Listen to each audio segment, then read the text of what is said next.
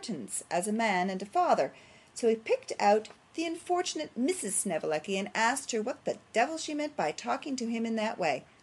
Dear me, said Mrs. Snevellicci. Don't call me your dear, ma'am, said Mr. Snevellicci, if you please.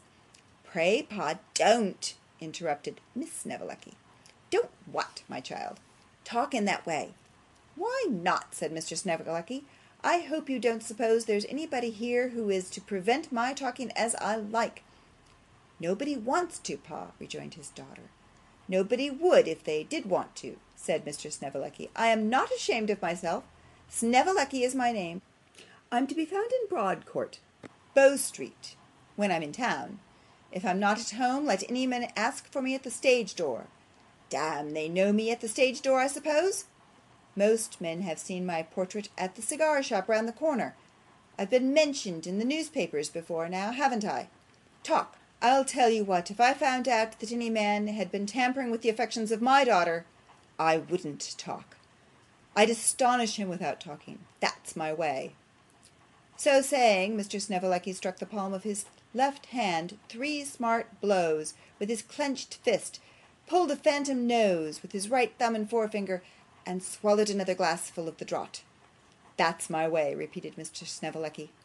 Most public characters have their failings, but the truth is that Mr. Snevellicci was a little addicted to drinking, or if the whole truth must be told, that he was scarcely ever sober.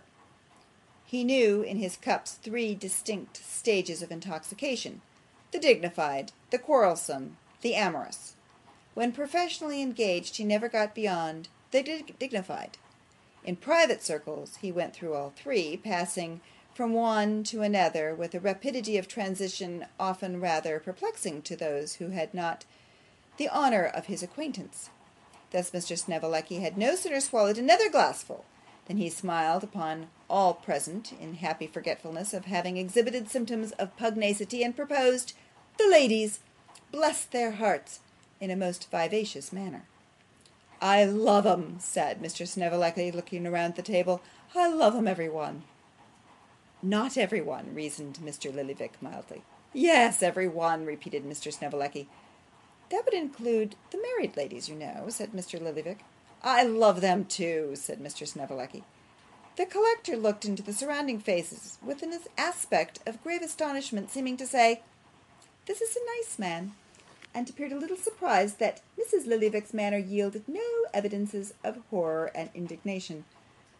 One good turn deserves another, said Mr. Snevellicci. I love them, and they love me. And if this avowal were not made sufficient disregard and defiance of all moral obligations, what did Mr. Snevellicci do? He winked openly and undisguisedly, winked with his right eye upon Henrietta Lillyvick. The collector fell back in his chair in the intensity of his astonishment. If anybody had winked at her as Henrietta Pectower, it would have been indecorous in the last degree, but as Mrs. Lillyvick. While he thought of it in a cold perspiration, and wondered whether it was possible that he could be dreaming, Mr. Snevellicci repeated the wink, and drinking to Mrs. Lillyvick in a dumb show, actually blew her a kiss. Mr. Lillyvick left his chair, walked straight up to the other end of the table, and fell upon him, literally fell upon him instantaneously. Mr. Lillyvick was no light weight, and consequently, when he fell upon Mr. Snevellicci fell under the table. Mr. Lillyvick followed him, and the ladies screamed. What is the matter with the men? Are they mad? Cried Nicholas, diving under the table, dragging up the collector by main force, and thrusting him all doubled up into a chair as if he had been a stuffed figure. What do you mean to do? What do you want to do? What is the matter with you? While Nicholas raised up the collector, Smike had performed the same office for Mr. Snevellicci, who now regarded his late adversary in tipsy amazement. Look here, sir, replied Mr. Lillyvick, pointing to his astonished wife. Here is purity and elegance combined, whose feelings have been outraged, violated, sir. Lor, what nonsense he talks, exclaimed Mrs. Lillyvick in answer to the inquiring look of Nicholas. Nobody has said anything to me. "Said Henrietta!" cried the collector. "Didn't I see him?" Mr. Lillyvick couldn't bring himself to utter the word, but he counterfeited the motion of the eye. "Well," cried Mrs. Lillyvick, "do you suppose nobody is ever to look at me? A pretty thing to be married indeed, if that was the law!" "You didn't mind it?" answered the collector. "Mind it!" repeated Mrs. Lillyvick contemptuously. "You ought to go down on your knees and beg everybody's pardon, that you ought." "Pardon, my dear?" said the dismayed collector. "Yes, and mine first," replied Mrs. Lillyvick. "Do you suppose I ain't the best judge of what's proper and what's improper?" "Well, to be sure," cried all the ladies. "Do you suppose we shouldn't be the first to speak if there was anything that ought to be taken notice of?" "Do you suppose they don't know, sir?" said Miss Snevellicci's papa, pulling up his collar and muttering something about a punching of heads, and being only withheld by considerations of age. With which Miss Snevellicci's papa looked steadily and sternly at Mr. Lillyvick for some seconds, and then rising deliberately from his chair, kissed all the ladies all round, beginning with Mrs. Lillyvick.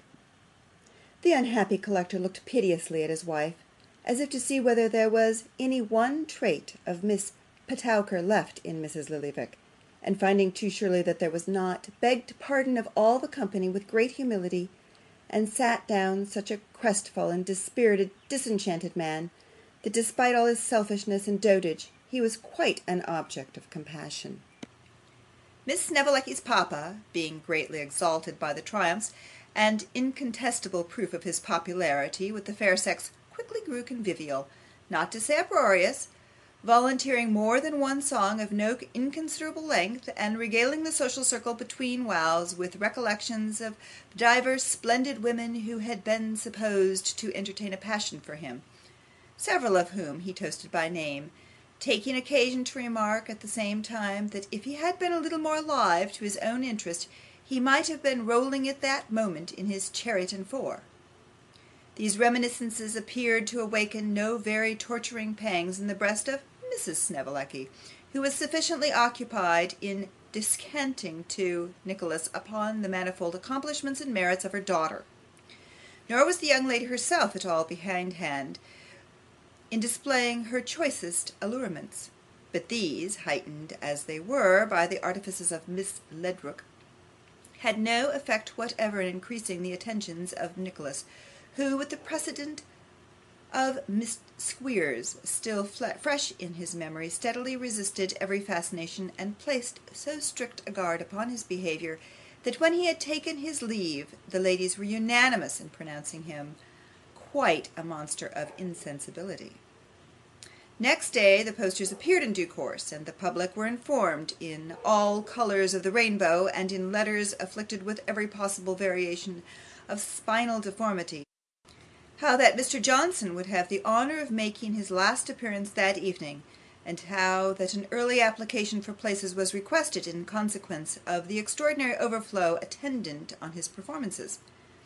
It being a remarkable fact in theatrical history, but one long since established beyond dispute, that it is a hopeless endeavour to attract people to a theatre unless they can first be brought to believe that they will never get into it. Nicholas was somewhat at a loss on entering the theatre at night to account for the unusual perturbation and excitement visible in the countenances of all the company, but he was not long in doubt as to the cause, for before he could make any inquiry respecting it, Mr. Crummles approached, and in an agitated tone of voice informed him that there was a London manager in the boxes. "It's the phenomenon, depend upon it, sir," said Mr. Crummles, dragging Nicholas to the little hole in the curtain that he might look through at the London manager. "I have not the smallest doubt it's the fame of the phenomenon. That's the man. In him the greatcoat and no shirt collar. She shall have £10 a week, Johnson. So she shall not appear on the London boards for a farthing less. They shan't engage her either, unless they engage Mrs. Crummles also.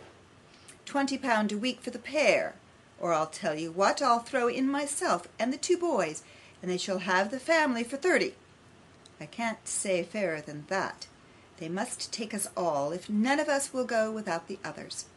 That's the way of some London people do. and it always answers. £30 a week.